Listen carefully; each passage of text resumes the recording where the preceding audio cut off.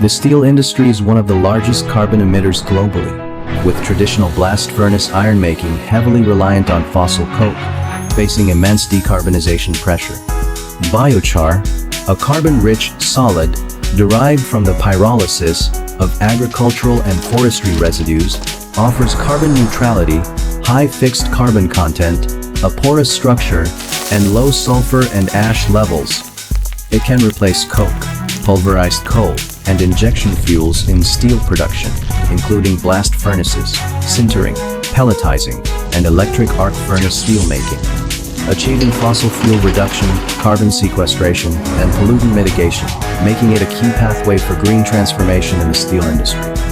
With high fixed carbon content and excellent calorific value, biochar serves as an efficient reductant and fuel. Its low sulfur, low phosphorus, and low impurity characteristics not only reduce harmful elements in steel, but also lower desulfurization costs and sulfur dioxide emissions.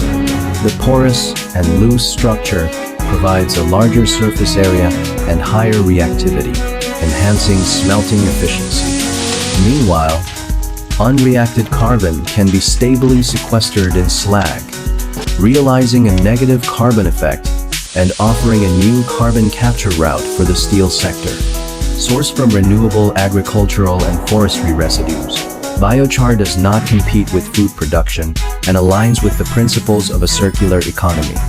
It is a critical technological enabler for the industry's transition to low-carbon production and an essential pathway for achieving deep decarbonization and sustainable development.